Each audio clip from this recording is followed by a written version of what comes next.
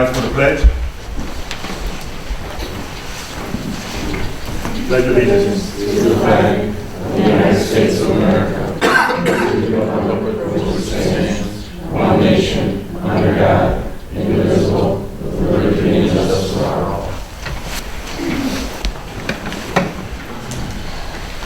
Roll, please. Trustee Capoli. Here. Trustee Mizia. Here.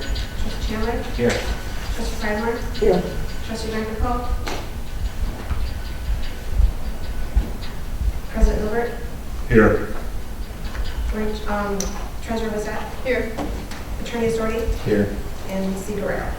Here. Approval of agenda. I'm going to ask that we remove from unfinished business item B, code enforcement.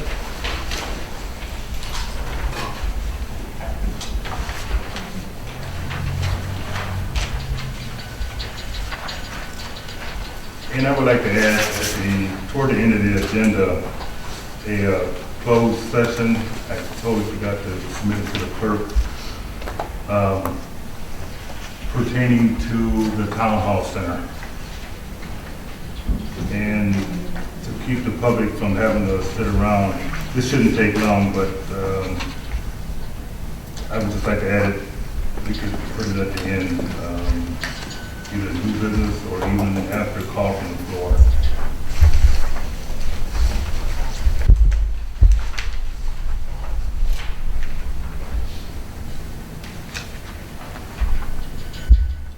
Does anyone have any preference as to where to insert it?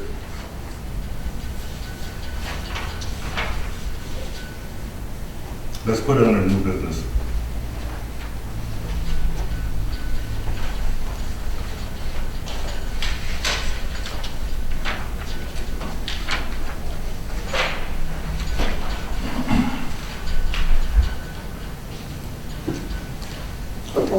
Can I add one item under new business, legal representation, just to clarify something?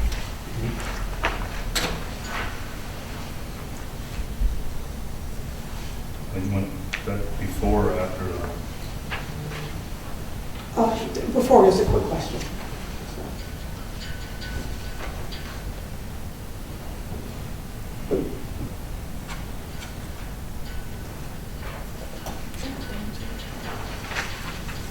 I'm running. I make a motion to approve the agenda as amended. Second. Been properly moved and supported that the agenda be approved as amended. Any questions on the motion? All those in favor? Aye. Opposed? Motion carried. Public comment on the agenda.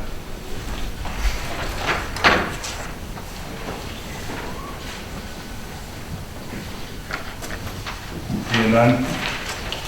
Consent agenda. I make a motion to approve the consent agenda as presented. What about the minutes? Oh, I make a motion to I'm approve the sorry. minutes I'm sorry. as presented.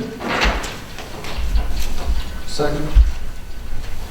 Been properly moved and supported that the minutes of February 14th be approved as presented. Question on it. I have my motion for the referendum for marijuana was omitted. Under President's items B, I made a motion just prior to Trustee Vanderkerkhoff making his motion.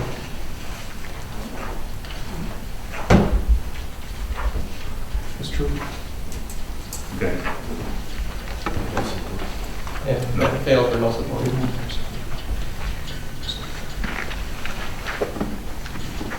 You can put it in the minutes so that it failed for no support everywhere. Okay.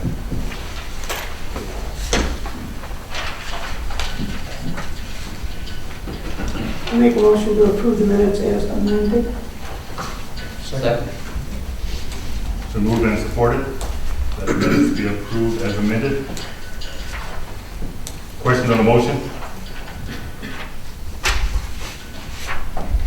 All those in favor? Aye. Opposed?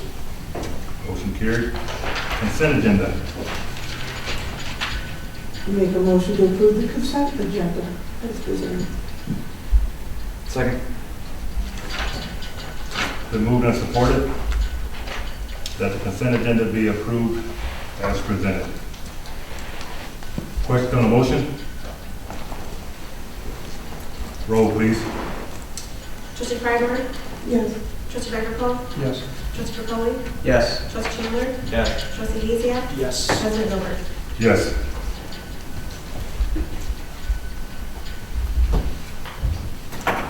President's items. We're going to take a moment and recognize a young man who's a resident of the village, who has gained some national attention, which I think we all are proud of. And I've had prepared a proclamation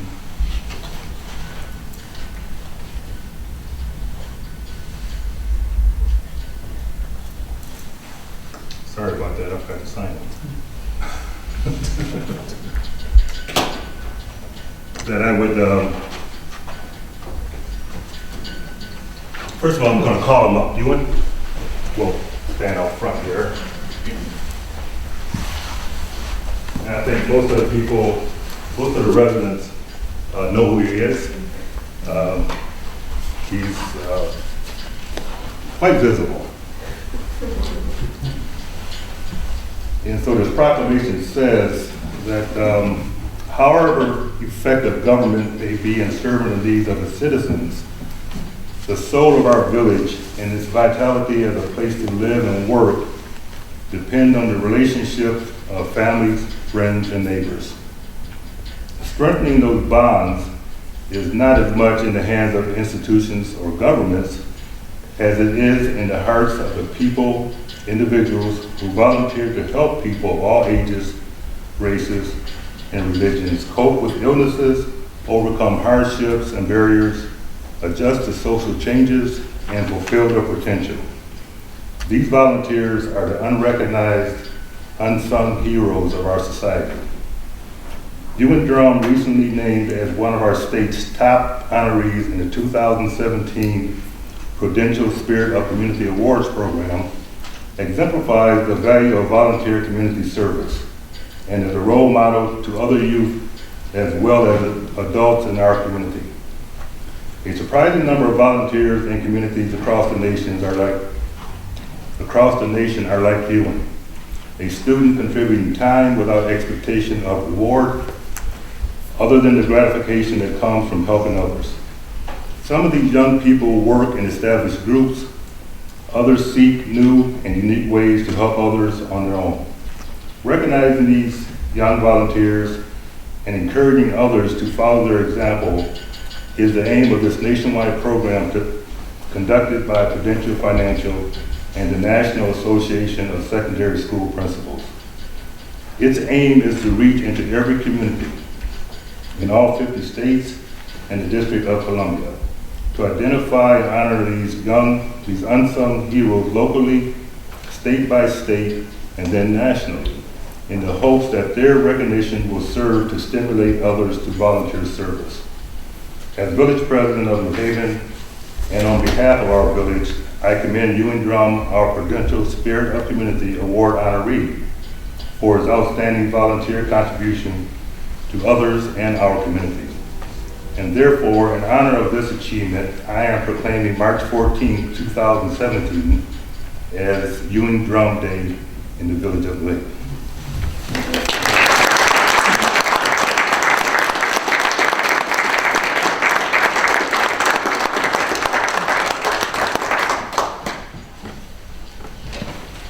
I think you're taking a trip to DC pretty soon, next month? May. And I think the volunteers from all 50 states are going to be there. And out of that group, there's going to be some potential additional awards. They're choosing 10 top nationwide winners, 5 from his age group and 5 high schoolers.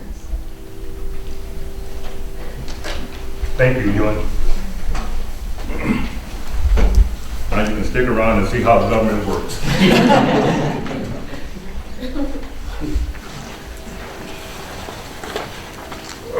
Budget approval, 2017, 2018.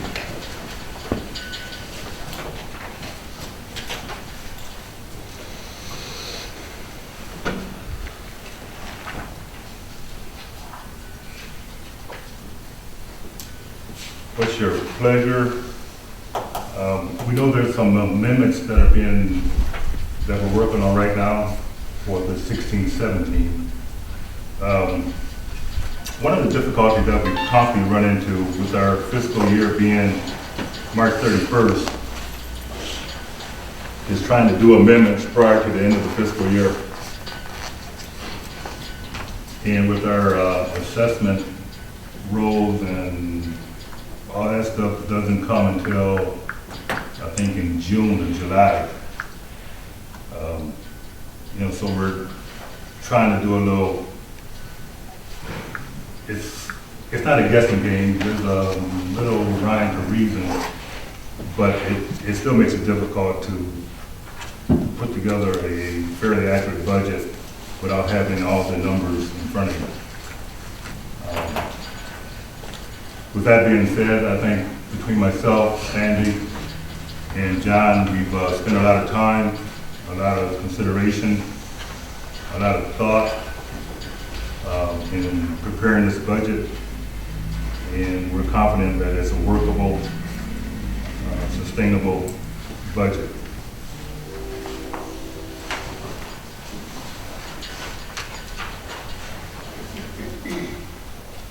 You said what's the deadline they were supposed to have? March 31st, we have to have it in place by March 31st.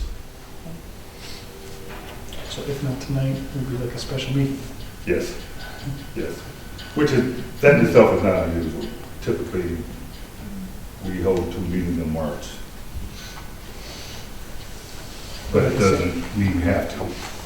But at the same time, this is preliminary and can be amended. If you have some suggestions, but that's what we're bringing to the table.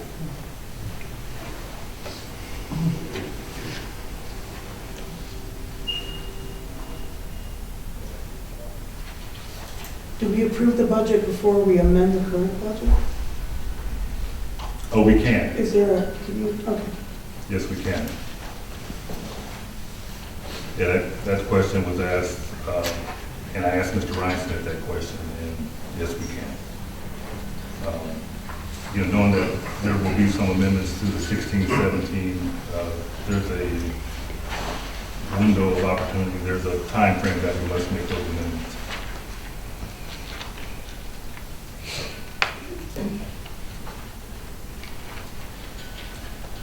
Are you looking for a motion? Yes, I know.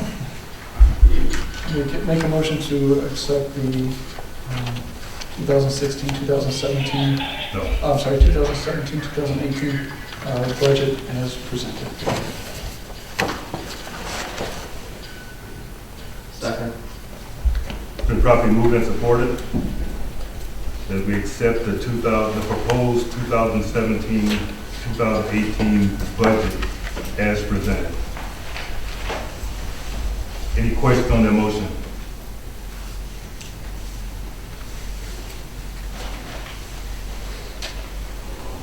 Can I get a roll, please? Trustee Gurkha? Yes. Trustee Bertoli? Yes. Trustee Chandler? Yes. Trustee Freiberg? Yes. Trustee Gacia? Yes. President Gilbert? Yes.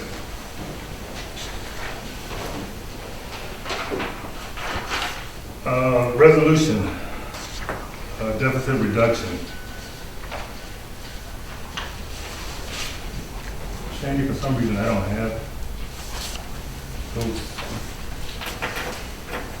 those two. The deficit reduction for the, that we must submit to the state. Please. Mayor Resident, do you have a copy? Pardon me? Deficit reduction, do you have a copy? I do have copies, yes. Do you want me to run some copies? No, just read off of them.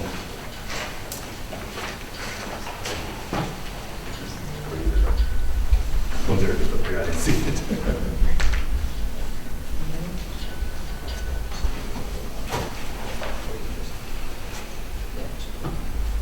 These are resolutions that we must adopt. One is for the sewer fund, and as a result of the 13-14 audit completion, they recognize that in prior years, or that there was some deficits in those two funds. And so we must submit to the state a resolution showing them exactly how we're going to balance those funds. As you can see in the documents that you have, we've made tremendous improvement on reducing those deficits. And like I stated earlier, the funds actually operate in the black right now, but we have to show this correction based on past practice, 13-14 practice. John, could you expand on, because I'm sure I'm Sure. Can I approach? Sure, please.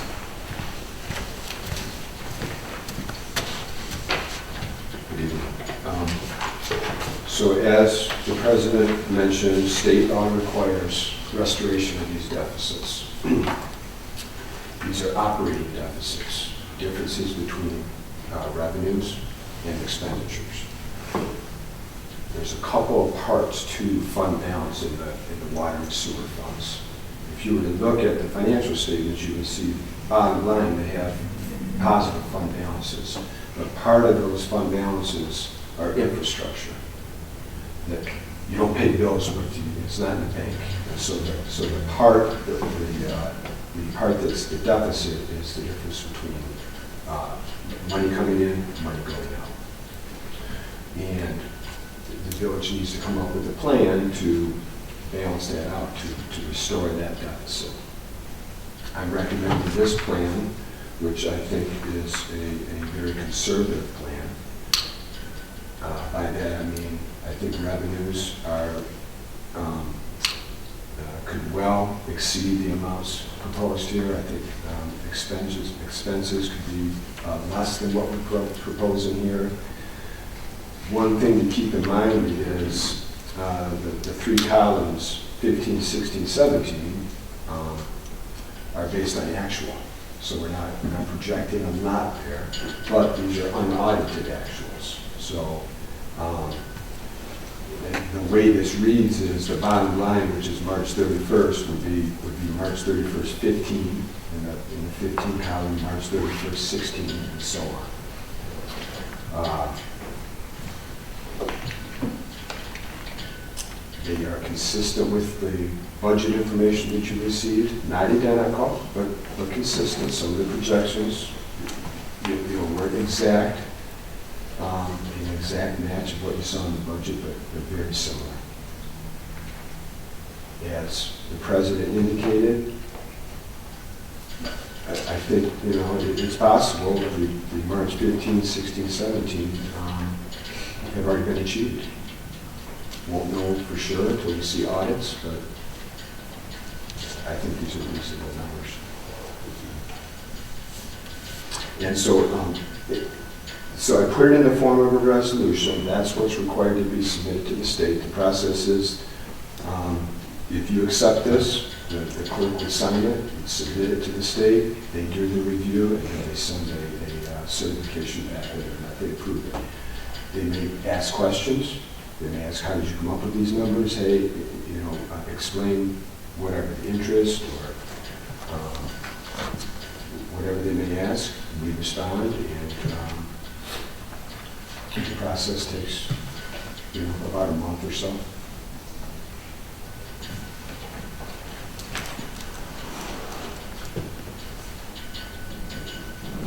Can I ask you a question? Please. So worst case, okay, so we passed the resolution today and it gets submitted. Worst case scenario, the state doesn't like it.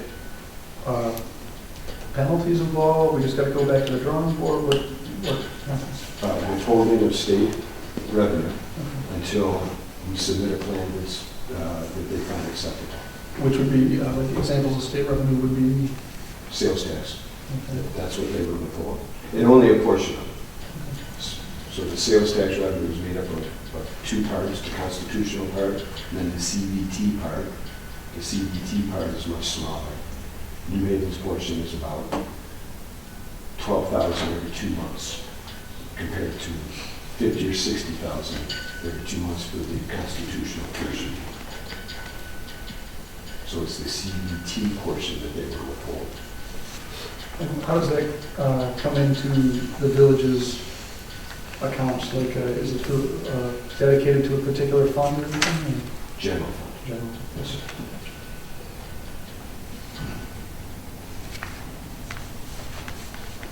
What aspects of these type of resolutions would the state reject?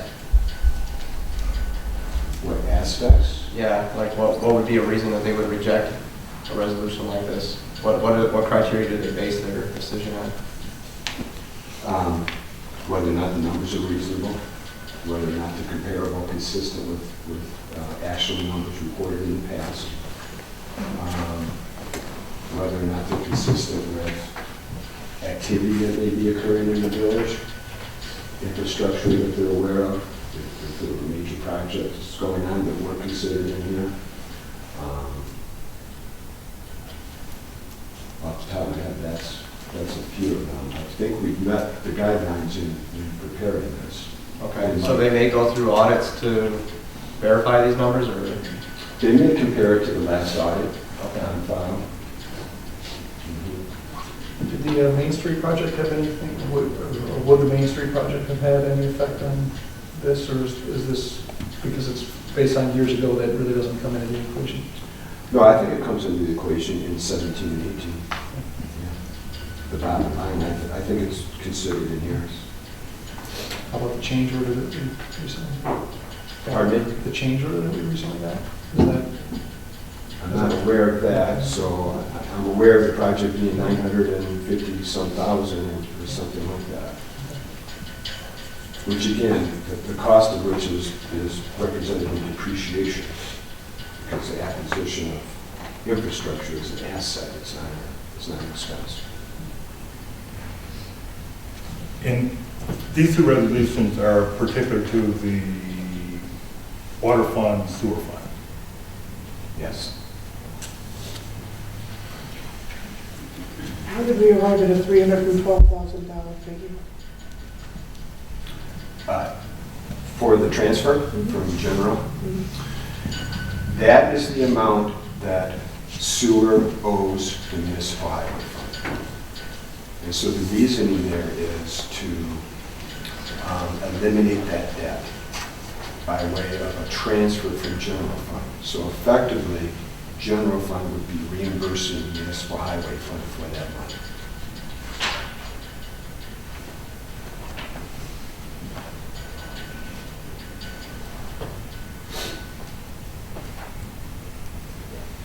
Any other questions?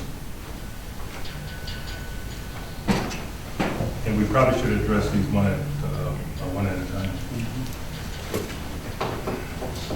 We have numbers though. Madam Clerk, do you have resolution numbers?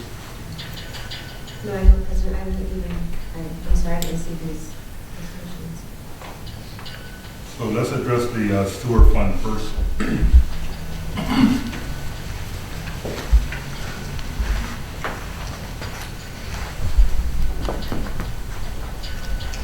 And a motion in order. Are we supposed to read the entire resolution for each one? I don't think we need to. Unless you're-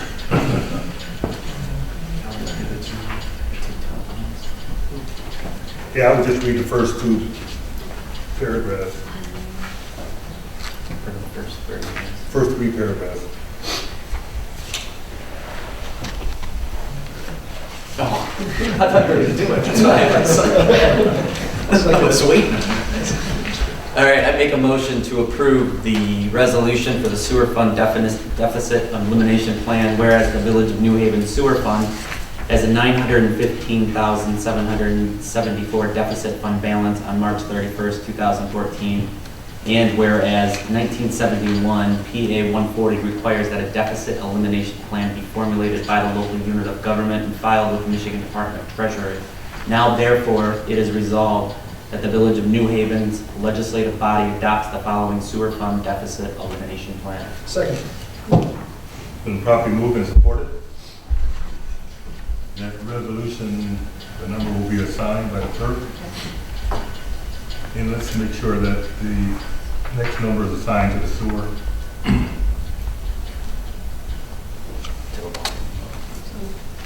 That was sewer. First one was sewer. Yes, first one is sewer. It's been properly supported. Any questions on the motion? Roll, please. Trustee Chandler? Yes. Trustee Vanderpump? Yes. Trustee McCauley? Yes. Trustee Kreidler? Yes. Trustee Uziak? Yes. President Gilbert? Yes. Next one is the water deficit. Make a motion to approve the Village of New Haven Resolution Water Fund Deficit Elimination Plan. Whereas the Village of New Haven's water fund has a $467,912 deficit fund balance on March 31st, 2014. And whereas 1971 PA 140 requires that a deficit elimination plan be formulated by the local unit of government and filed with the Michigan Department of Treasury. Now therefore, it is resolved that the Village of New Haven's legislative body adopts the following water fund deficit elimination plan. Second. Been properly moved and supported. That the resolution supporting the deficit reduction plan for the water fund. Been properly moved and supported. Any questions on the motion? Roll, please. Trustee Chandler? Yes. Trustee Vanderpump? Yes. Trustee McCauley? Yes. Trustee Kreidler? Yes. Trustee Uziak? Yes. President Gilbert? Yes. Thank you. Repeal of ordinance number 304, 25.5. section 25.5.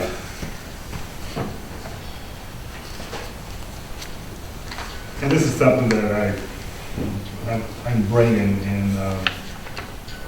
Did we include a copy of that? I don't think we included a copy of the actual language. But I'll speak on it anyways. For those who weren't here, this ordinance pertains to fire hydrant maintenance.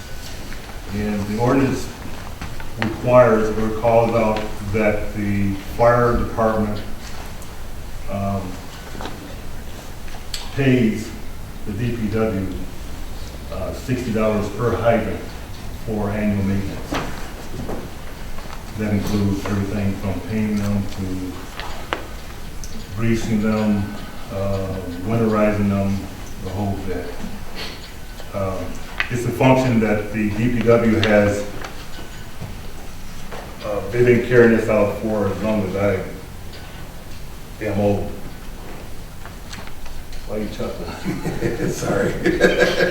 It's been a while.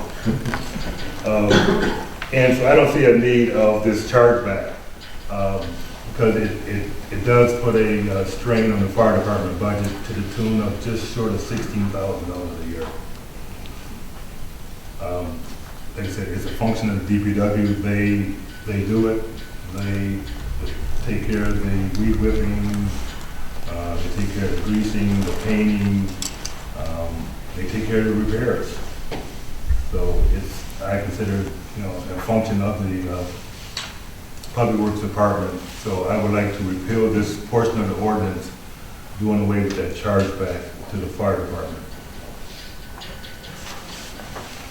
And I would not be opposed that if we wanted to table this, and so you guys can actually read the language, I don't have a problem with that either. It's not something that's urgent, but it's something that it's just part of the ongoing housekeeping. But if you want to act on it now, I'm fine with that too. So this is just repealing a specific section of that ordinance that deals with the $60 chargeback Yes. and not the whole ordinance? No, not the whole ordinance, just that particular section. What was that section, Ken? 25.5. How, it sounds like she may be pretty familiar. How did it come about that this got brought to attention in the first place? It's, how did you come across it? I was reading the ordinance over for the trailer parks, making sure that they were in line with that, and I saw this ordinance. And it said right in there that we are supposed to charge them we have 243. As of March 1st, we're supposed to know how many we have and $60 a piece. So it came up to $15,960 that we were supposed to expense to the fire department budget. And it's basically just internally taking money from one of our accounts and putting it in. That's basically all it's doing. It's still the general fund. Yeah. It's just allocating it, so it's not really doing this. 25. It's basically, it's a journal entry, a recurring entry that was being done. Just allocating to a different spot in the department. Okay. If you want to take one, you need to work. You do that. If you want to draft a full resolution. Can we do it without a resolution? Sure. Okay.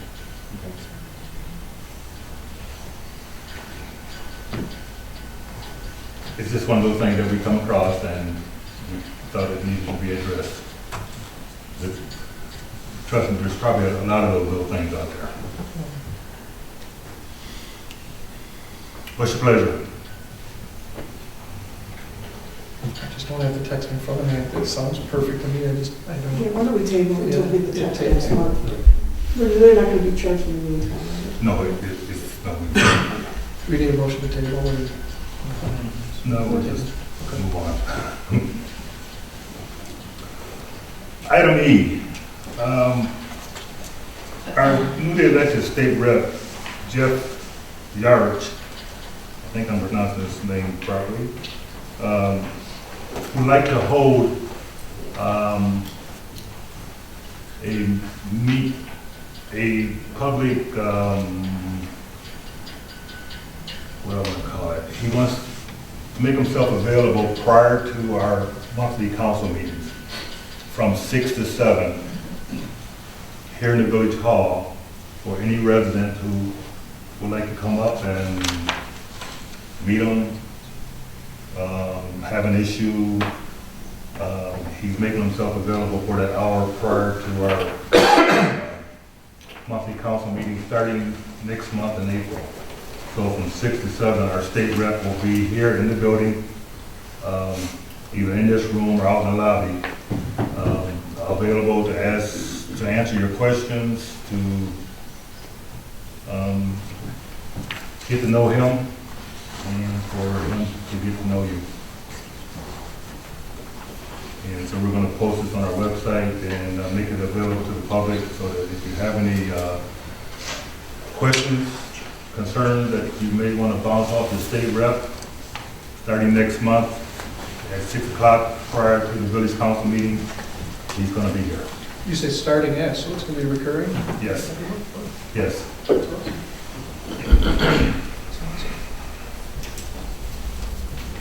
Item F, the STEHD payment.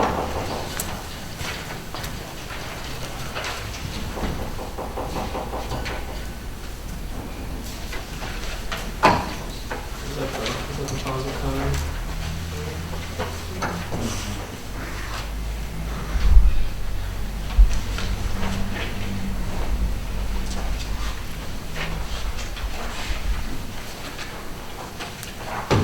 This is for paying for the pipes that are laying up on Main Street. Yes. The HD is the supply company. Tom, there you are. Come on up, please.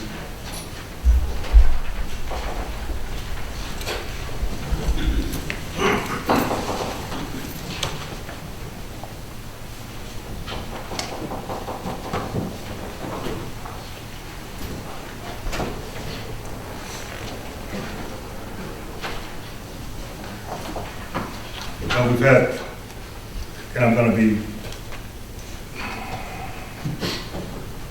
gentle here. We've had some issues with completion of this Main Street wastewater drain project. And HD is the supply company of all the concrete pipe and catch basins and related items. And typically, a typical contract, the pipe is paid for as it's put in the ground. And of course, obviously, we still got a lot of pipe above ground. So HD has not been paid for this pipe. And we conducted a conference call with the bond company 2 weeks ago, with the engineer, the attorney, myself, STE. And one of the things that we wanted to resolve is to take away any other excuses, was to resolve the payment of the pipe that we have on site. Tom, if you could help me out here. Yeah, I guess when we had the conference call with the SDE and their bonding company, and then yourself and myself and our attorney, one of the issues that I guess we had put the bonding company on notice that there was the potential for default. We didn't put the contractor in default because we figured by doing that it would just make things worse. But we wanted to put the bonding company on notice that there were issues. So we held the conference call, and one of the issues that came up is we have pipes stored on site, and some of it's been there, I think, since September. And we haven't paid for it because it hasn't been put in the ground. But now, one of the other purposes of this conference call is to get a schedule going as to when STE was going to finish the work, and the bond company would have to follow that and make sure that he did do the work. But he was saying because he hasn't paid the supplier for the pipe that's on site, they won't deliver the remaining portion of the pipe that's needed to complete the job. So what the bonding company at that time requested that the village pay the pipe supplier for the pipe so that the job could proceed. And I guess the intent would be that we would issue a joint check to STE and HD to make sure HD got paid. And then the other thing is, I guess we would probably want some commitment from the pipe supplier that if we paid for what was outstanding, that they would deliver the pipe that was needed to complete the balance of the portion of the job. So that's the, and so what we did is we did an inventory of the pipe that was on site, and there was a breakdown of that. And so that's what the issue is whether or not the board wishes to pay the HD claim. Or not the claim, but the request. Tom, how come they can't put the current inventory in the ground? Well, they have manholes on site, and they have part of the 12-inch and part of the 18. They don't have any of the 24, which is the main segment of the pipe. So, you really, the downstream portion, they don't have it. Gotcha. So, What guarantee do we have if we give them the money that STE is going to complete it? well, we still have the performance bond. The other thing we have $60,000 in retainage, from payments made to the contractor. And I guess the end result is, and the attorney can correct me if I'm wrong, but the bonding company's responsible to complete the project if this doesn't go. And I guess what we're trying to accelerate this and get it done without getting into a big legal type. Tom, if you have anything Yeah, to add. and that's the purpose of why we have the performance bond in the first place, and we can execute on the performance bond, but we've, proceed on the performance bond. We've kind of taken the approach, we wanted to focus on getting the project complete rather than, jump through the hoops necessary to make that happen. We're protected and it's there. It's just a matter of what's the most efficient way of getting the job completed. So this isn't going to cost the village any more money, but we have to, or they're asking that we cut this check because STE mismanaged this project? I'm gonna nod my head without saying anything. The fact that we're being recorded, I'm just being careful here. Well, I'm being frank, I mean. Yeah, please do. So what is the completion time if we do this? I'm not sure if you've got the schedule, but Yeah, they provided a schedule, yeah, the start is supposed to be April 15th, April 15th, and it's about a 90-day. and the completion date is And then we're done with the whole thing. Fingers crossed, knock on wood, but that should be Should have been last all fall. the orange barrels and open streets. Sidewalks missing, and And what's the total amount of the money we're expected to pay? for the, to HD, it was approximately 43,000. And that will be taken out of what would have went to STE. Well, we issue a joint check, and then when we make the next payment, once the pipe's in the ground, then that would be deducted from the amount that he's paid. So I guess what we're pretty much doing is fronting the money, is what we're doing. So this just pays for the new pipe that's not No, it pays for the pipe that's on site. that's on site. on site, okay. We met today, and one of the questions I asked was, who's keeping track of what's going in the ground so that we don't pay for it twice? And Tom assured me that he'll be keeping track of what's going in the ground so that we don't pay for it twice, so it's deducted from the actual bill.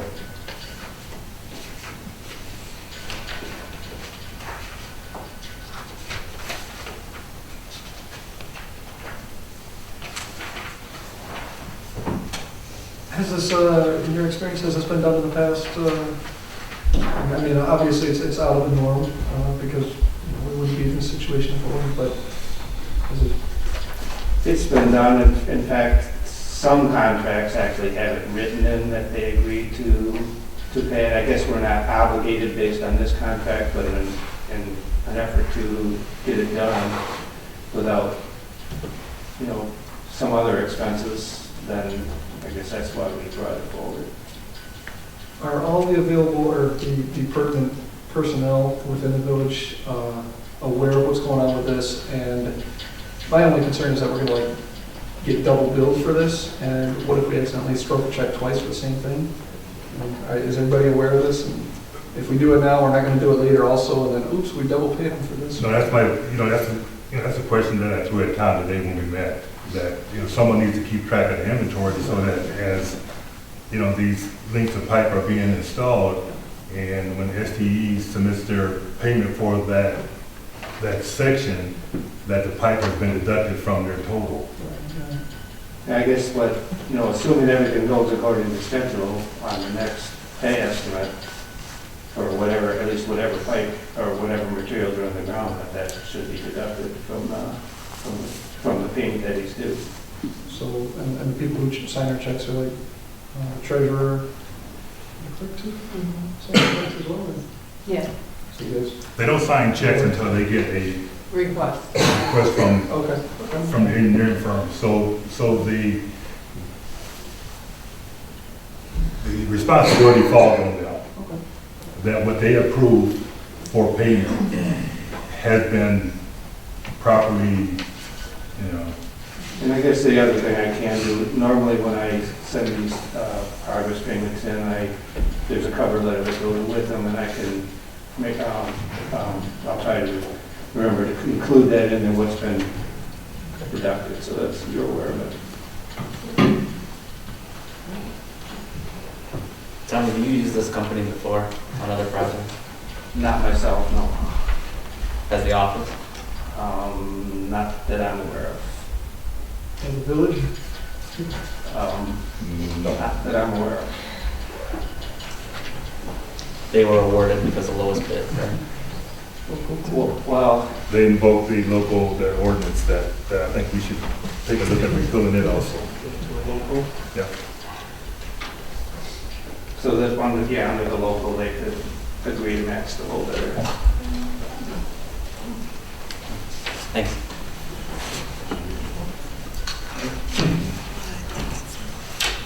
What's your pleasure?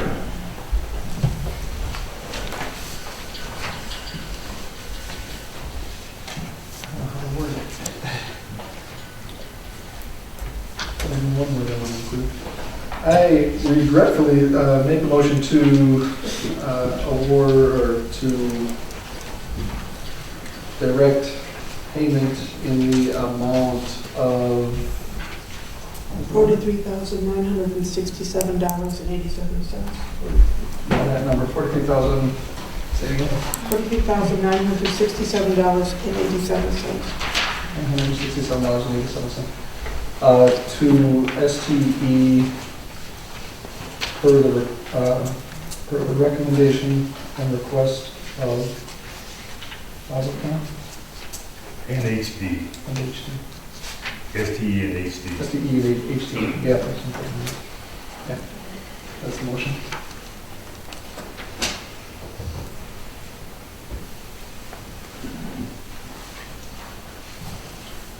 For support?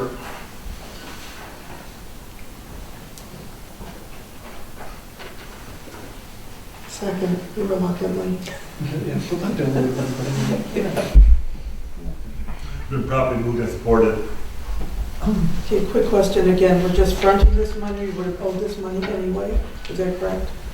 Yeah, I mean, it's part of the contract cost to, there's the cost to install it and the cost for the So place this is itself. above and beyond, It's not above and beyond. no. and council will receive notification that this amount has been deducted from any further billing. Right.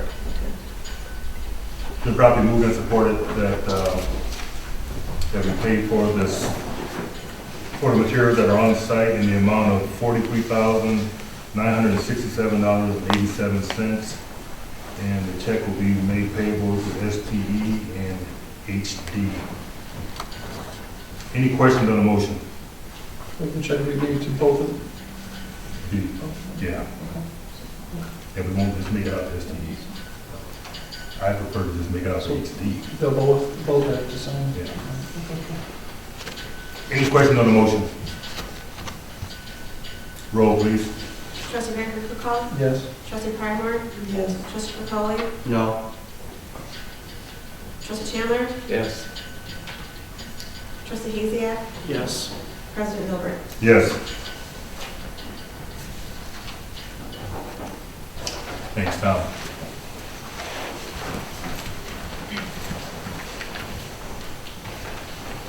Trustee candidates. I think we have 7 total.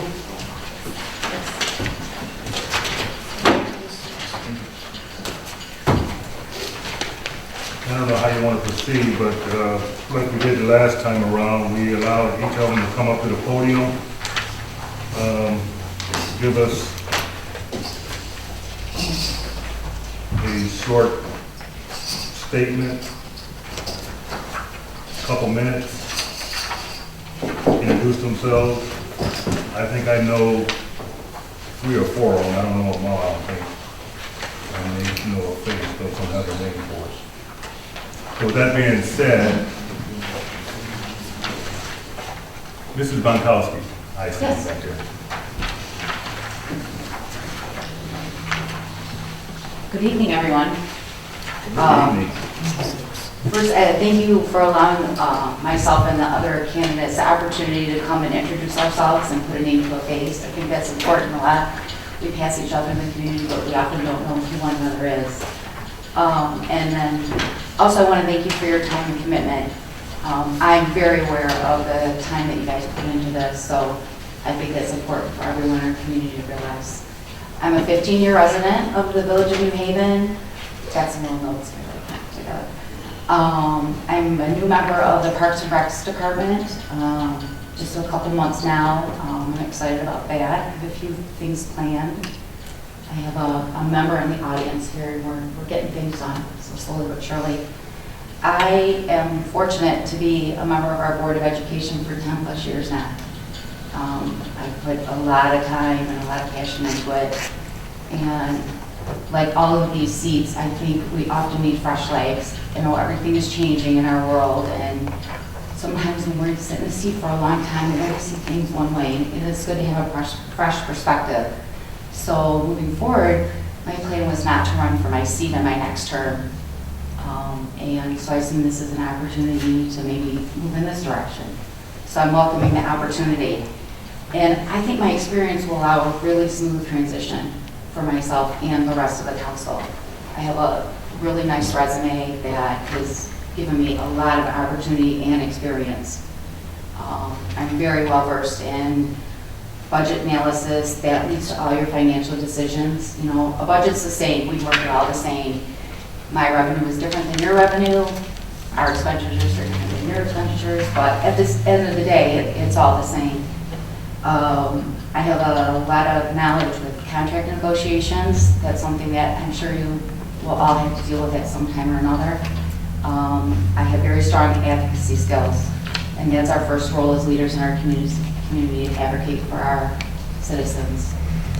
And I have a really good handle on board operating procedures and the same principles that apply in council rules. So I could see in here and tell you guys everything that I think needs done and how we're going to do it, but my experience has told me that is not the best approach. I think that at the end of the day, we all need to sit down, we need to share a vision, we need to work collaboratively towards a common goal. And the common goal in a community like this is going to fall into 3 categories: public safety, amenities and services, and keeping our expenses for our residents low. So, you know, I look forward to working with you if I have the opportunity. I don't know if anyone has any questions for me. I'm open to that. You can. I don't know if that's what you wait until everybody does it. Do we? Yeah, I think so. Everybody answer the same question.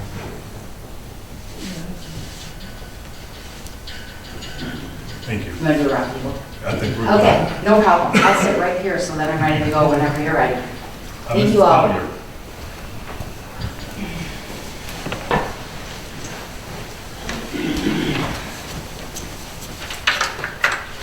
Good evening, the members of council, President Gilbert, and those of you in the residents. My name is Wendy Collier, and I wanted to come here today and just let you know how I made it into this trustee position. I've been employed with the Detroit Police Department as a law enforcement officer for over 17 years. I've supervised numerous outreach programs, crime prevention, community development, crime center programs. So I'm really heavy in the community and the policing part of it. I've lived here now in New Haven for about 10 years. I've volunteered for several years and on quite a few boards, especially the Detroit Police Department, with the Chief of Police and Mayor Duggan. And I've been married for 24 years. I have 2 children. So I just think that some of the experiences that I have gathered over the years within law enforcement, within the community, working on different boards with policy and budgets, and also earning a degree in crime analysis, I think I could be of asset to the council here. So I just wanted to come and let you know a little bit about that. I'm not going to go into a long speech or whatnot. But there are a few things that I really am concerned about and want to hold true and work on. I love this community. When I came here is when they were first starting to build, and it has since slowed down, but now it's coming back. And that's really good. And so I want to be a part of that. I see this community, I feel it has promise, you know, and I know it's going to do well. So what I want to do, hopefully, if you would so have me on your council here, I want to help strengthen our local economy.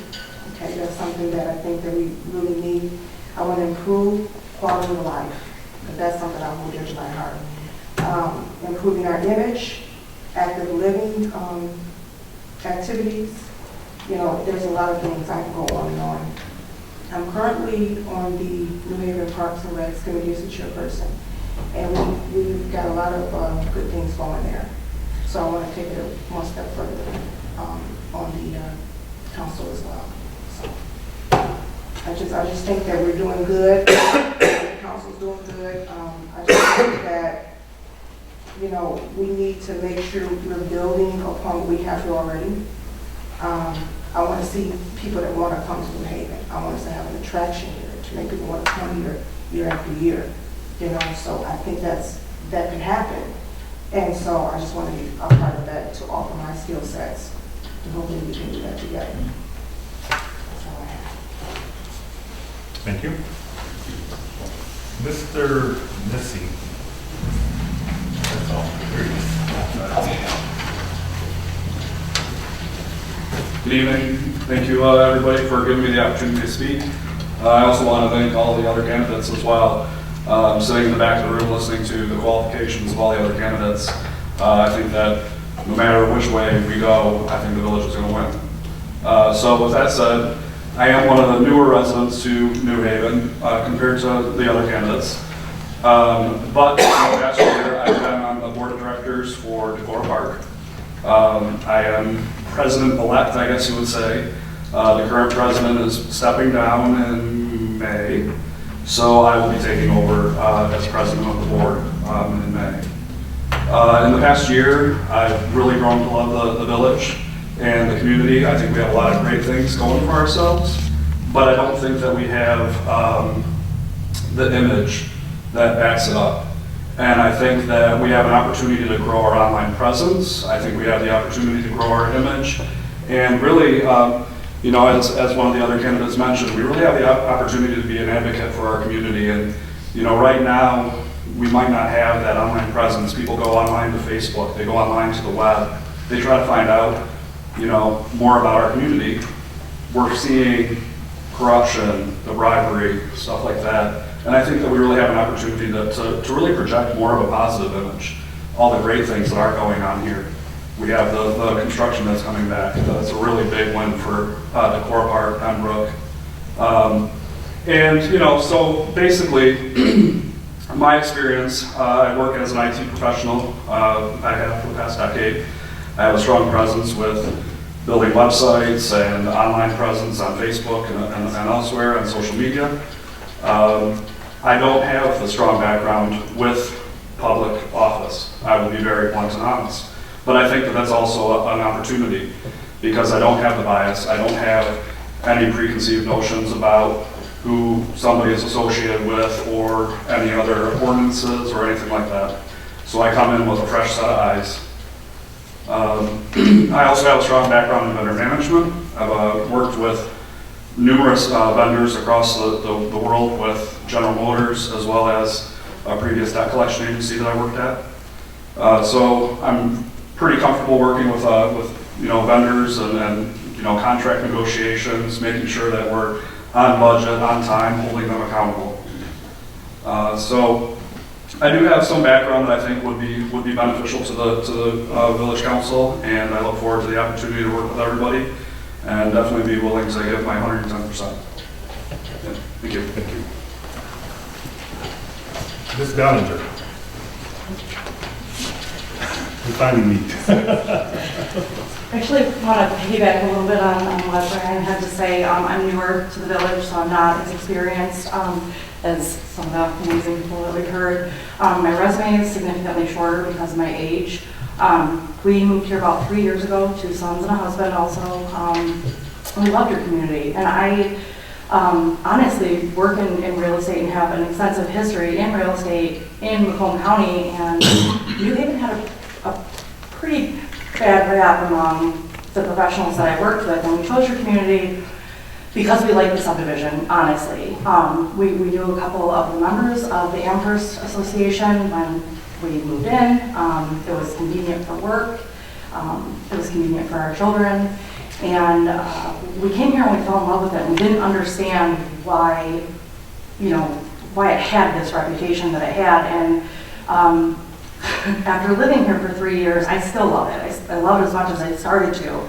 But I can see why there are frustrations among the residents. And I think that addressing our social media presence specifically, it is part of that, and he's absolutely right. When you log on to any kind of internet source and you research our community, you don't hear how amazing your neighbors are. And, you know, if you're not going to make it home because it's snowing and, you know, your son's not going to have anybody to get him off the bus, that you do have a sense of community that's much different to, you know, like communities and other surrounding villages and cities. there's a strong rural feel with the convenience of, you know, city life still, and I think that that we're not necessarily enterprising on that as much as we can or should. And I do think that we need to build a better reputation. Like I said, my resume is much less expensive. I've worked in real estate for 10 years in the community. As of today, I've sold 7 homes within our community, and everybody that I bring here loves it as much as I did to start with. And it's disheartening for me as time progresses to hear that they want to leave because they don't like, you know, the reputation of our schools. My children attended New Haven schools.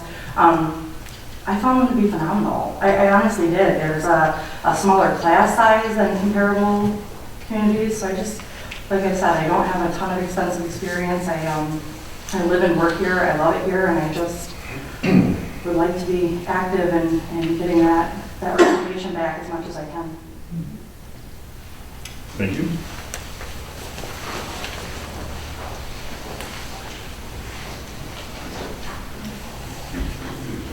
Mr. Prince?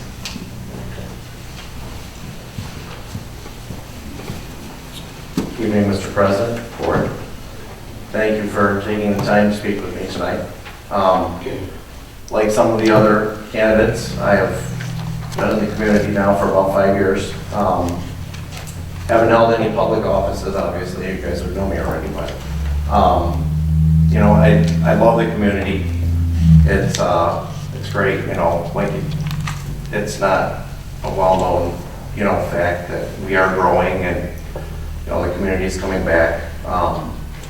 Everywhere I go, I brag about our community. I think it's great.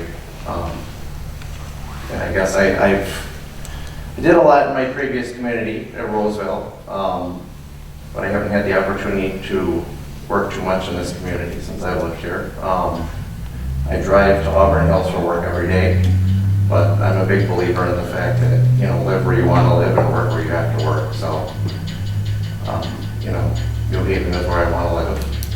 And I think that I could do a good job working with everyone and be a good addition to the board. Thank you. Thank you.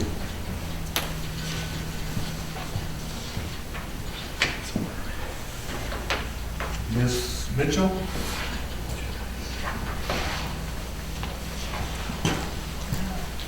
Good evening. Thank you for giving me the opportunity to do this.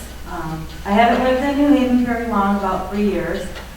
I don't have a resume like some people who've been here for a while, and I think that's great. But I have to say, when my husband first said, I want to look at a house in New Haven, I went, he said, just give it a chance. Pulled into Amherst, that's where we live, and I went, what is this, Pleasantville? I had to move here. We looked at 5 different houses because I was determined to move here. And I'm glad that I did. People are saying bad things about New Haven. I have nothing but good things to say about New Haven. I brag about New Haven. I enjoy being a resident here. I enjoy being a part of New Haven. We try to make it to all the parades, make it to the Thanksgiving dinners, the lighting of the tree. My husband is very involved into the New Haven Little League. He's the vice president. I have a dance studio in my basement, and I advertise it as being in New Haven. I have 4 children. I have 1 left at home who goes to New Haven. And I honestly have to say that that is the best school district. That of all the school districts, Lance Cruz, Utica, and Chippewa Valley, that we can experience. As far as work goes, I worked for the same company for 15 years. It's a debt collection company who buys debt. I work in the legal department in the post-judgment remedies. So they have judgment against people, and I work those accounts as far as garnishment of wages or levies of bank accounts, liens on homes. So I'm very familiar with judgments and helping people overcome their debts to pay them off. So I think that's an asset. I know how to work numbers. I know how to fit things in budgets and how to come from the red to the black. So we really enjoy being a part of this community, and I just want to be here, hands-on, to help move this community to go forward, to be a better place for our children and for us and all the residents. So thank you for giving me this opportunity. Thank you. Mrs. Drum. Good evening. Thank you for allowing us the opportunity to be able to come up and tell you a little bit about ourselves. I moved here with my husband almost 11 years ago, just before we had, like a month before we had UN, and had heard mixed reviews about New Haven, but have definitely grown to love it. We are involved in the community as much as possible, not just with Ewan, with his efforts to help the community, but also with the local sports, Little League, coached the baseball team, and taken pictures for the soccer league and the junior hoops basketball league. And now I substitute teach in the school district as well. And it's, the community here is just heartwarming. We feel very much like a family. When our littlest decided to play soccer last summer, everyone on the team was a Dilbert except for my little white-haired baby out there. So it just feels like a family here, and I don't have also the extensive resume. I've been a stay-at-home mom for 10 years now, just doing the photography and substitute teaching. But I love this community, and when I heard that there was an open position on the council, I immediately responded, because I love that this community is starting to grow and starting to come together, and that's what my goal would be as a trustee, to continue the growth and the community, just getting our, everybody to kind of gel and move forward from some of the negative things that have happened recently. So thank you for the opportunity. Thank you. Does the council have any questions for any particular candidate? Can I ask one across the board? I mean, for all of them? Absolutely. So I heard a lot about people's experiences, how long they lived here, work and whatnot, and some of the things that they're passionate about. But one of the things I didn't hear necessarily across the board from everybody, so even if you did address it, it'd be nice to hear from you again. What do you believe is your strongest asset, your best skill, talent, experience that you could apply to this position? If you were to be sitting at the council here, what is your strongest asset that you can offer the village? I don't know. Do you want me to go first? Do you want us to come back up? No, you can stand right there. Okay. Go ahead, honey. I would say my ability to strategize and project plan. I have a lot of experience in that. And so when it comes to setting out plans and strategies 5 to 10 years down the line, building those resources, putting them in action, getting all the parts and components together, I have a lot of experience in that. So I think that would be one of my strongest. I think one of my strongest suits would be I'm a researcher, so I make sure that I'm educated on whatever the topic is. And I also help my colleagues right now with making sure we all have the right information. I think that's really important. We can't make a decision without the right information. I mean, that includes data. I think data is very, very important. It guides a lot of decisions. And just a side note, I think I already serve on a committee, but we have 6 people that could fill committee positions, because I know Parks or Rec need people, ZBA, where else do you need people? So that's a positive to come out of our evening. I have very good ability to come to resolve a situation. I believe in no loose ends. I like to make sure that the situation gets resolved and comes to agreement, not necessarily that everyone agrees, but what is the best for that situation to better our community or better whatever the situation is, either be it at my work or at home or with my children or anything else. I don't like to leave anything not finished. I like to finish things, and I will make sure that these things get resolved. Anyone else? I guess my strong point I would bring to the council would be my ability to be a leader and to rally the troops. If I really believe in something, I'll give it all I have to make sure that everyone knows why I believe in it and why they should believe in it too. I would say that my strongest suit would be my passion. I think there's a few people in the audience as well as on the village council who's familiar with my work on Decorah Park as a board member. And it's something that when I have a passion for something, it's something that I will put 110% in every single day.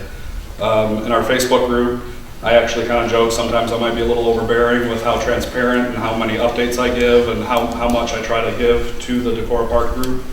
I've built a website for the neighborhood, which admittedly not everybody has had the opportunity to see, so we're trying to spread the awareness for that as well. And so I really bring a lot of passion when I set my mind on something. I put 110% into it. My wife doesn't necessarily always like that, just because she knows that I'm sometimes willing to sacrifice personal time for that passion. And as much time and energy as I'm willing to put into Decorah Park, I'd really love to put into this community as well as in a broader sense. I think just for me personally, I have, experience in negotiations and a lot of the other things that people mentioned, but one of the biggest assets that I have that maybe sets me apart is marketing, networking, and already being the face of the community. There's not going to be a change in perceptions unless you have people out there trying to change that perception. And I have a lot of the contacts, and I come in contact with a lot of people that are considering our community already. And I think that's important. I believe that my biggest strength is being a people person and finding out all sides of every story and every situation, from knowing where people are coming from, the people that we help on the second Sunday of each month, to the people in our neighborhood and the kids that I see at the schools, just knowing all sides of every situation and really being able to relate to.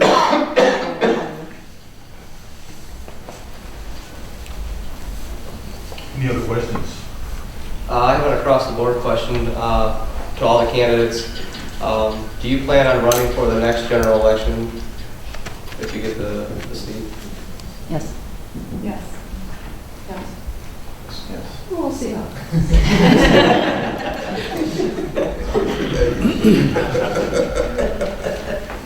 I do have one specific one, and actually I got two. Mr. Prince? Yes. I don't know if you don't want to disclose that, I guess it's personal, but I didn't catch where you work or what field you work in. Oh, I'm sorry. I am a quality engineer in the automotive field. Also been a production manager, operations. So. And then the other question I have is for Brian Mason. Mason? I've mispronounced it many times. I myself have served on the Decorah Park Board, and even not as president or anything, or even half of what you have done. But when I took this position, I only kept going on that for a couple months, I think, and then I had to resign just because it was same reason as you alluded to. It was kind of straining on the family situation. Is that something that you would be willing to give up if you got this seat, if it seemed to be too taxing on? Yeah, if it was definitely a detriment to my position on the council, where I was taking up too much time as the president of Decorah Park Board of Directors, I would be willing to resign. I don't believe it would be an issue. the new management company that we have. I work hand in hand with our community manager. We actually exchange numerous emails throughout the day. And so I'm very responsive, she's very responsive, and it makes it really easy that we're able to stay on top of things throughout the day without any issues. So it really, the board meetings that we have once a month really are not, it's not that time consuming or that much of a commitment. It's pretty straightforward and easy to have the board meeting.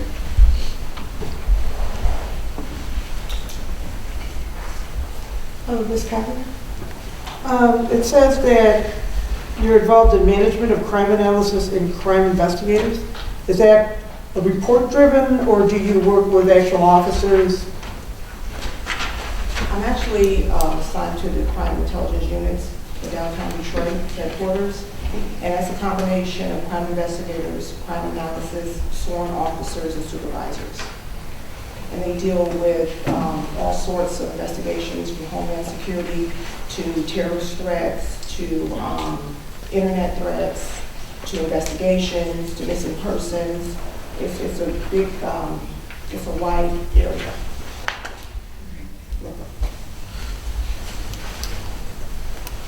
One question for Ms. Ms. or Mrs. I apologize. Bonkowski. Bonkowski, mm-hmm. Ms. or Mrs.? Mrs. Mrs. Okay. I'm sorry if you addressed it before, and I know you have quite the resume. But for how long and in what capacity did you serve on local? On the school board?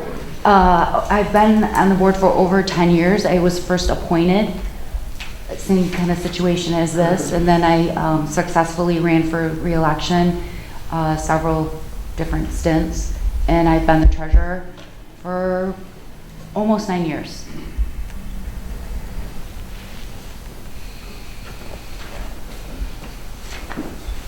Any other questions? I just have one more, be it across the board question too. Given recent headlines, how would you handle a situation where you think, when a topic came up that you may feel that you have a conflict of interest in, and how would you handle that?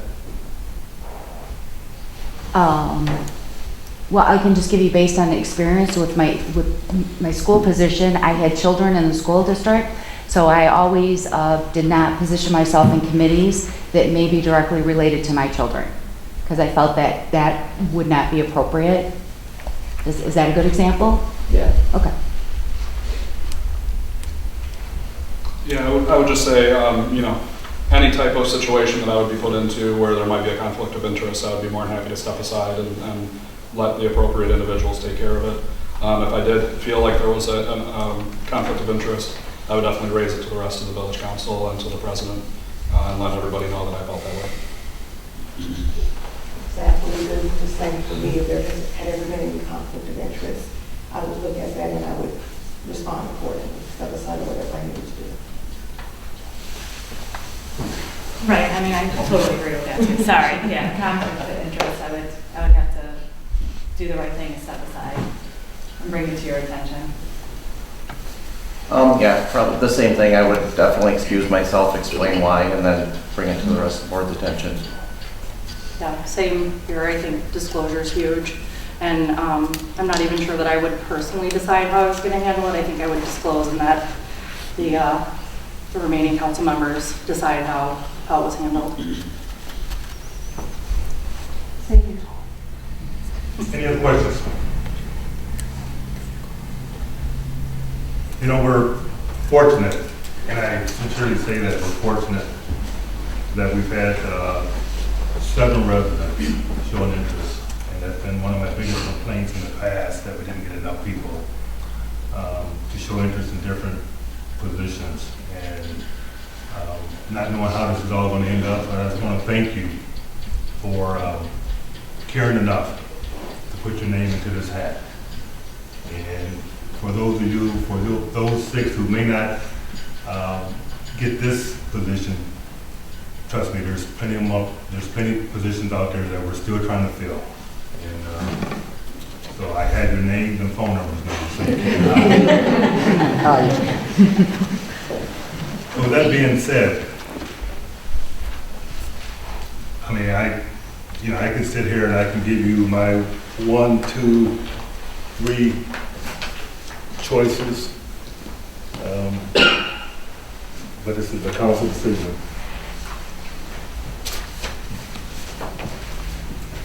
The only thing that I would say, and, you know, and this takes nothing away from the ones who are first timers.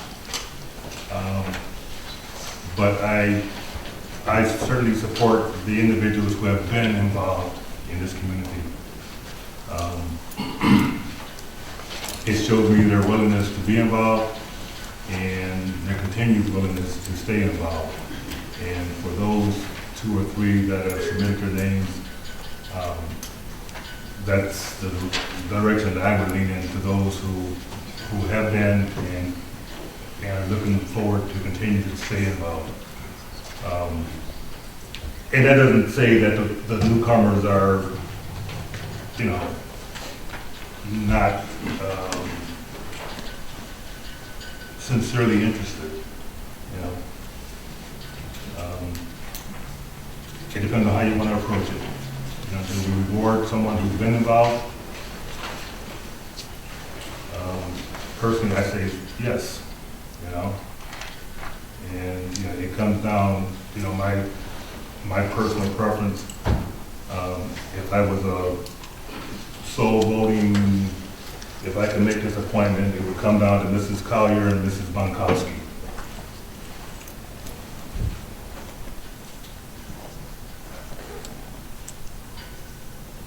I just said that to be saying it, but it's truly how I feel. I think those 2 have been actively involved for a number of years, and I just truly believe that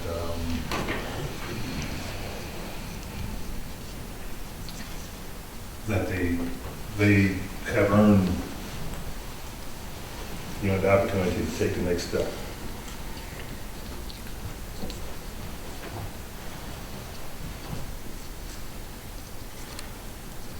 Floor is open.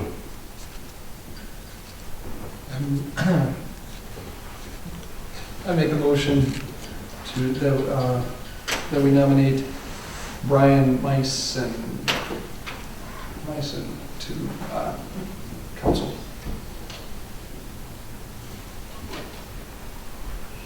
Second.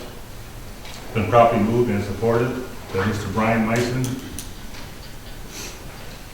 be selected to fill the vacant trustee position. Any questions on the motion?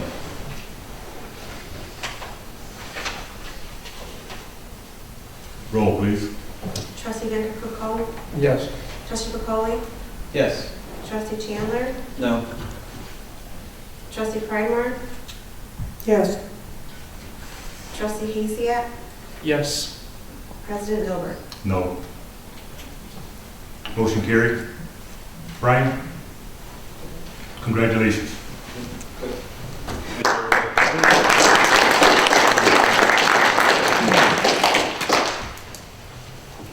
Set up a time with the clerk.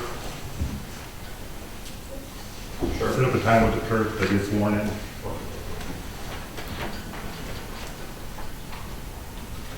Appointments.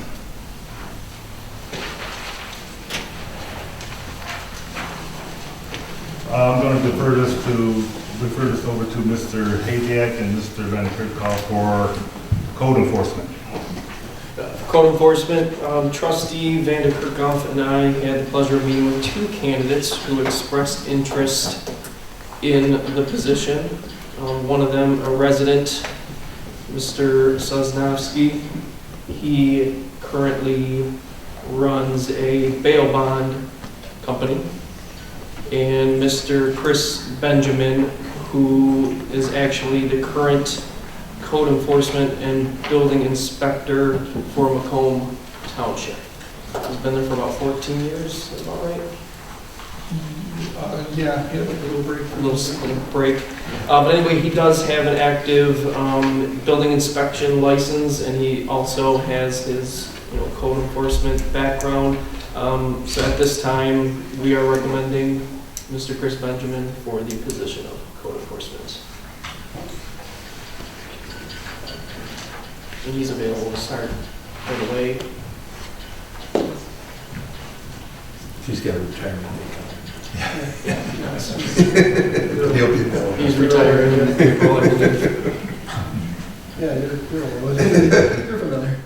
I make a motion that we offer the position of code enforcement officer to Mr. Christopher Benjamin. Second. Been properly moved and supported that we hire Mr. Chris Benjamin as our new code enforcement officer. Any questions on the motion? Can you guys just elaborate a little bit on his background? Sure. No? Did we No, share, yeah. did we share his resume? Did that go? No, I don't think there's a No, we didn't share it. Oh, yeah, I mean, I've known Chris for a while now, working with Macomb Township. He's been the code enforcement officer there. He brings the added benefit to you of having he is licensed. Okay.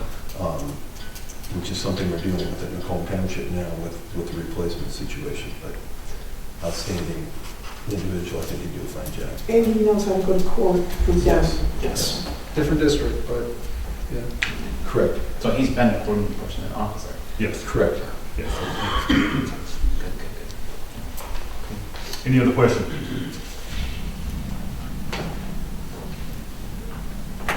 Roll, please. Trustee Cragmore? Yes. Trustee Hazia? Yes. Trustee Burkholden? Yes. Trustee Chandler? Yes. Trustee Van Kerkhoff? Yes. President Gilbert? Yes. Let me just take 30 seconds to thank Mr. Van Kerkhoff and Mr. Haziak for the work in this effort. You know, we spoke a while back about taking on different issues, and you guys took on this one, and thank you for seeing it through completion.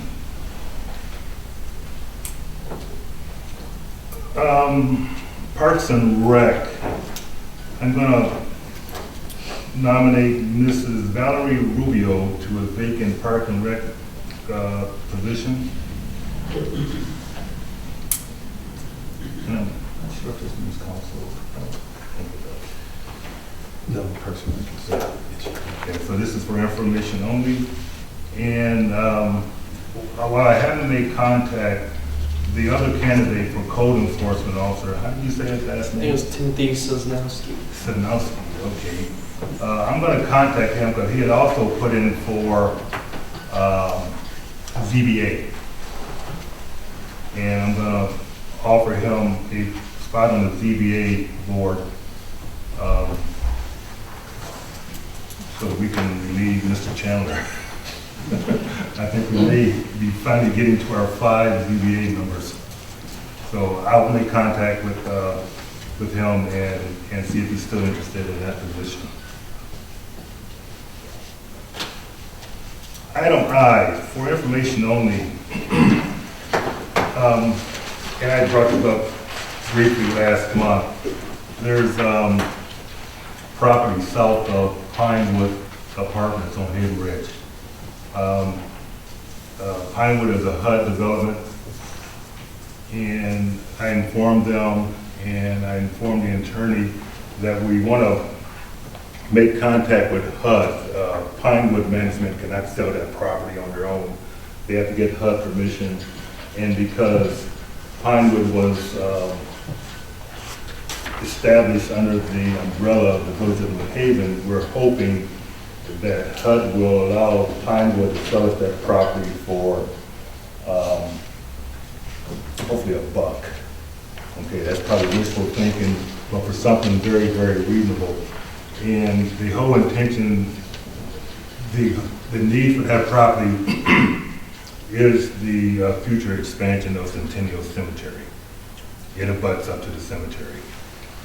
It's a parcel of property that they currently don't do anything with, they just mow.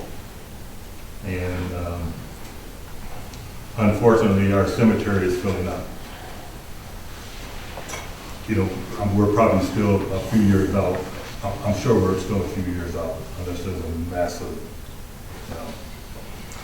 But I figured, I thought it would be wise to at least start the conversation with HUD to see if we can acquire that property for a minimum charge.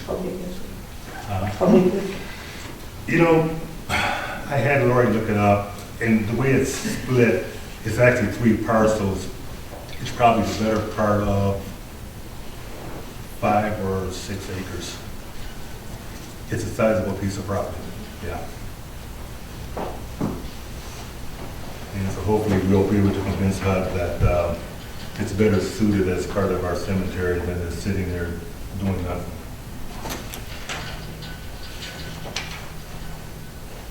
Moving on. Payment of bills.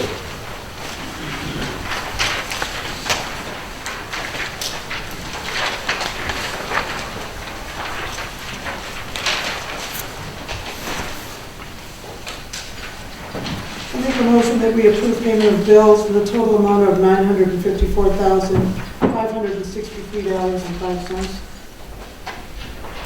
Second. And properly moved and supported. The payment of bills, we pay the bills in the amount of $954,563.05. Any question on the motion? Can we have some elaboration into why that amount is so high? Yes. Look at the 697,000.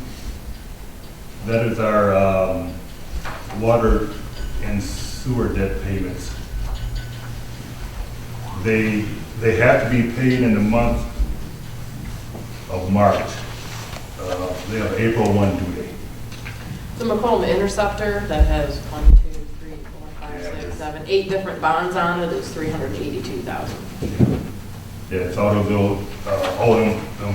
And then there's the water fund, which is And Oakland Macomb, 174. Interceptor bond, there's all kind of bond payments. They all come due.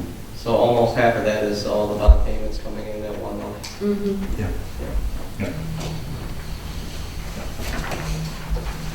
Yeah, when I first saw the number, I'm like, what the? And then it dawned on Did me. you think I hit too many buttons on the platform?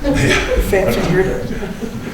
And there's no way to split those bonds up. They all come due at the same time or at the same ballpark. Yeah, it all comes in the same percent of years. Yeah, so, Any other questions? Roll, please. Trustee Primer? Yes. Trustee Vanderpool? Yes. Trustee Pacoli? yes. Trustee Chandler? Yes. Trustee Kezia? Yes. President Liberty? Yes. You see the item pertaining to the clerk? Madam Clerk, do you have anything else? No, just the due date April 4th for agenda items. Treasurer? Total village assets for the month were $3,375,985.52.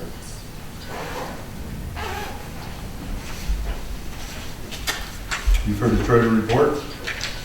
Make a motion to accept the treasurer's report as presented. Been properly moved and supported that we accept the treasurer's report as presented. Any questions on the motion? All those in favor? Aye. Opposed? Motion carried. Unfinished business. President, may I? Yes, please do. All right, so the CDBG grant funds, I have spoken to Stephanie Burgess, so we have to amend that because $2,737 goes to nonprofit, and then $9,712 goes to minor repairs. So we have to do it in separate nonprofit. We have to amend it. My apologies, it was my first CDBG grant funding that I did, so I was kind of like tossed right in there. So the amount of money we can donate to nonprofit is capped at how much? $2,737. Okay, so we weren't able to give the disbursements that we had originally Correct. voted on. Okay. Yeah, and thank you for trustee Vanderpool for bringing it to my attention. So we need a new motion or a Yes. separate motion? A new motion, yeah. And I have the dollar amounts here in front of me. Can I just say them? Okay. So $1,000 to Helping Hands, 300 Farmers Market, 1,000 Turning Point, 437 to Uncrest, and then $9,712 to minor repair. That's for the community of Village of New Haven for the home repair program.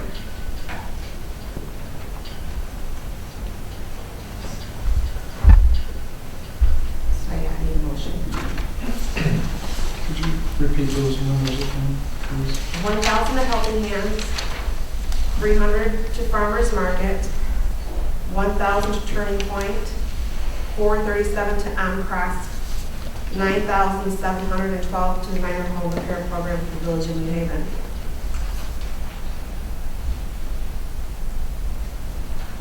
And those nonprofits will be informed of the new.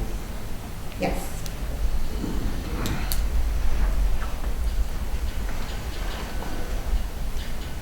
Can we get a motion to reflect that? I make a motion to amend our CDBG disbursement funds to the nonprofits, $300 to the farmers market, $1,000 to Helping Hands, $437 to McRest, and $1,000 to Turning Point, And then also for the Village of New Haven, the minor repair program. in the amount of $9,712. Second. Been properly moved and supported that we amend our awards, our CDBG awards in the amounts that were announced. Any questions on the motion? So this $9,712 now is available for the sidewalks that you were referring to? No, that's not a minor repair. It's minor home repair, up to $500 for a minor home repair. And do we have any literature to kind of pass out or, have make available? Oh, yes, I'm going to make it really available for our village. Yes. It's a program similar to the one in, Yeah. Lennox. Any other questions on the motion? Roll, please. Trustee Pridemore? Yes. Trustee Chandler? Yes. Trustee Burpoli? Yes. Trustee Vanderpump? Yes. Trustee Haziak? Yes. President Gilbert? Yes. New business. Mrs. Pridemore, you had a question? Yeah, just very quickly, I understand that there's been a change, let me ask you, has there been a change in legal representation from O'Reilly Rensselaer to ADPA law? Yes. Do we need, I think our original contract was with O'Reilly Rensselaer, correct? No, it was with Albert Addis and myself. Okay, so wasn't it, that's what I wanted to clarify, we didn't have to, okay, that's what I needed.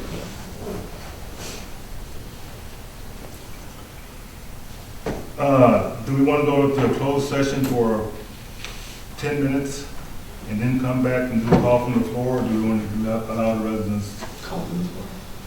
Call from the floor.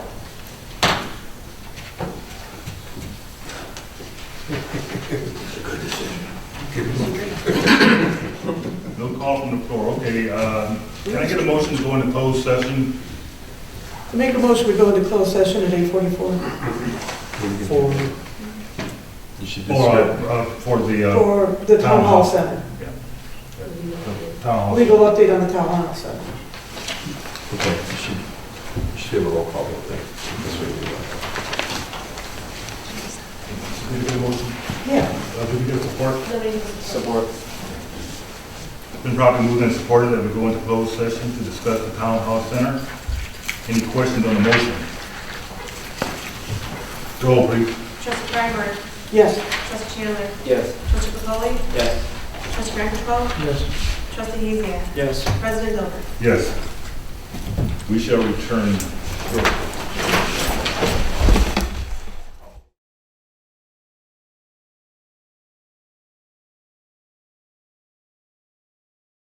In order to return to open session?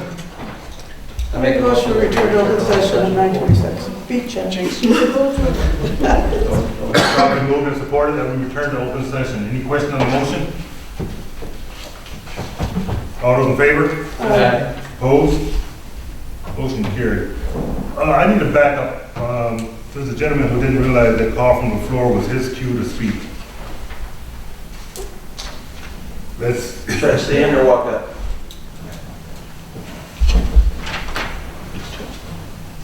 Sorry, I missed my cue, everybody. So, I'm Jason. My wife and I, about a year ago, we ended up opening up in Warren the first approved medical marijuana growing facility. Back in December, our attorneys extended invites out to various cities, including New Haven, Lennox, quite a few cities came, representatives. The premise of that was to show The premise of that was to show the right way to open a facility, the rules for compliance, cleanliness. There's a lot of rules and orders that go along with the business. We effectively rent out space to state authorized caregivers. And as the laws develop, and we're all waiting for December, we find ourselves looking for cities that we're going to develop into. I'm a local person myself. We have 5 children. I came from the auto industry. This is an avenue we got into as a business, for a family business for ourselves, well into the future. And we're looking for a city and municipality to expand with us and into it. We understand and looking, we basically look for some local cities that were close to us where we want to reside, where we are going to live. And this is our first stop on that agenda, to go to various cities and put myself forward for any questions that I can answer, be available for any type of other inspections of facilities. But basically, we're looking for a city to work with us and do expansion in the future. We hope to, at the end of this year, apply for and be given a state license for a cultivation facility. If you guys are aware with the new laws, that means that we will only sell to dispensaries, ultimately, if given that right. And what goes along with it is finding the cities, the real estate, so on and so forth. So when we go forward at the end of the year with the state to provide and put forward our plan, that's all effectively known. Here's where we're going, here's our building plans, here's what we'd like to accomplish. And we're effectively here to ask if the city or the council would consider, I suppose, hearing more in regards to that. Our attorneys and other attorneys have said that cities are considering restricting involvement within to either dispensaries or grow facilities, or the security apparatus being transportation, and that it's effectively up to each city to allow what they're going to, including some cities are allowing limited development. We had an open house in December, like I mentioned. Since then, we've been contacted by many cities, none of which that we're looking to move towards. We are hoping for a scenario where we can live and grow simultaneously, indoors, one property, all contained, and that would be an agricultural type of development. We're also prepared to look into an industrial type of development for similar facilities indoors. That's effectively why I'm here, and like I said, to offer any information that I can, and certainly to see if this is in consideration for you guys on any type of selected or open environment for what we're doing. Quick point of clarification, you said live and grow on the same property? Yeah. Our ultimate, if you could draw it up on a piece of paper, what we would pick is have acreage next to acreage. On our acreage where we're developing indoors, we would develop indoor greenhouses. These are all sustainable cycling businesses. And we have always liked the idea of living next to it and being there and being part of the community where we're bringing it into. Like I said, we have 4 or 5 children. My oldest is in U of M. We just sent another one off to the Navy. I'm a historic law and business creator. I'm an MBA grad. I've created 3 multi-million-dollar companies, all within a declining environment in Michigan over the last decade. I started in the auto industry. I'm a builder, designer, grower. This is what I do.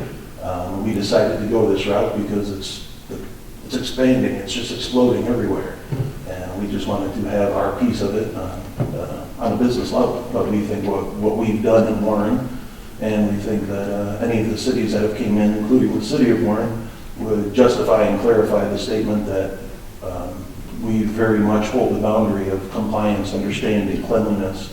And while all the cities are trying to veer out the people that they don't want to be in the business or they don't want to have in their communities, or the danger of this product or this business, that we find that there's more and more communities and more cities that are looking for people like us that are family-oriented, business-oriented, and recognize the complexities of running an entity, of growing an entity, and maintaining compliance and cleanliness in a new business that's expanding.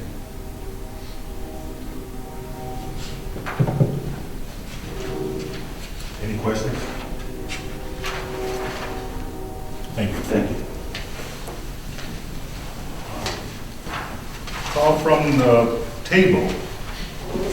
I just want to make, it's unfortunate that many of them are gone, but I almost want to apologize. I mean, not quite. I made the motion with all good intent, but I just do just want to clarify that I reluctantly made the nomination for Brian Mice and as trustee because honestly, every one of those candidates was exciting. I was excited. If any other one of them would have been up here, I would have been very well excited. There was an extremely, extremely close second, and then even a third. I even encouraged one of the other candidates to throw their hat in the ring. So I would have been excited for any of them. I just want to say that, I guess. Call from the table. I also want to branch off of that too. We had 7 really good candidates for this position. I think the village was win-win no matter what, but anybody that knows me, I champion the democratic process. I'd rather see it go to a vote of the people, but that was just me. You can't believe it. Are we still holding that for 2 years? Are we able, because it was a 4-year term, but we could put the position back up in 2? No, you have to. The next Next regular, Okay, next so regular 2-year election. position. next regular election, yes. So the next regular election will be November 18th. Okay. I just want to say welcome, Brian, welcome to the insanity. Thank you, everybody. I really appreciate it. Call from the table. Just a brief update. I attended the mid-meeting yesterday, the Macomb Interceptor Drainage District down at the Drain Commissioner's office. And I'm sure you probably have read where they awarded some contracts for the Cinco repair, and there's a company coming out of Pennsylvania to camera the whole system.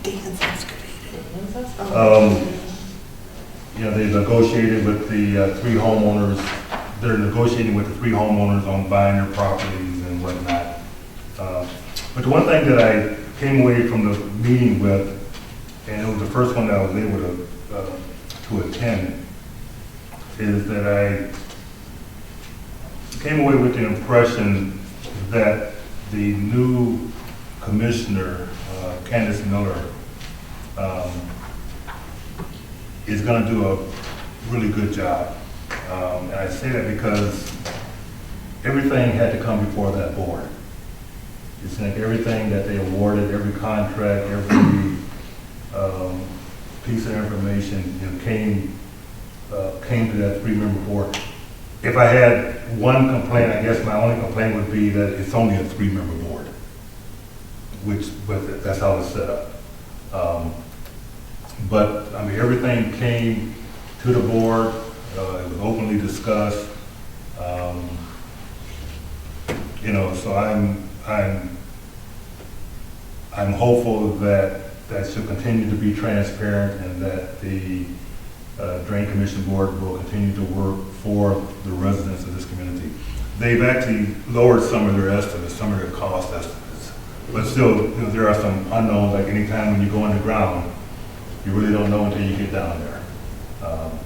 But they seem to be moving right along. So Are we still on the water restriction? we're still on water restrictions. The bypass has not been completed yet. They ran into a couple of snags, I think. But the bypass now, which they were hoping to have completed yesterday, is now, I think, 2 or 3 weeks out. So there's still Maybe you some talk things. like March 1st or something. But one thing that they did, somehow we got on this subject, and one of the issues that the bypass pumps are running into, and this is something that we probably need to put on the website, disposable wipes. They had to reconfigure their pumps They're not biodegradable. and literally put You like blades, baby pipes? Yeah. put blades on them to chop up these disposable wipes because they were clogging up the pumps. Every website you read says don't flush those anyways. Yeah. There's only one on the market that will actually break down, and it's Japanese made. Disposable wipes. And I know our lift station at Manning and Main Street, we had to replace the pumps out there last year on an emergency basis, and those are those, there's a name for them. But there's a blade on the bottom of it.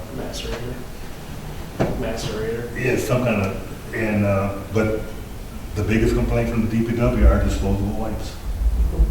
Have they reported any other discharges other than the one in December into the river? No. No? No, they've been fortunate, yeah, that they've been able to stay ahead of that, yeah. Yeah, but disposable wipes are an issue, so somehow we'll maybe let it know to our residents, don't flush them, throw them in the garbage can. Yeah. Yeah, so, with that, coffee table, motion in order. Motion to adjourn? All right, you two. I know this. That's right.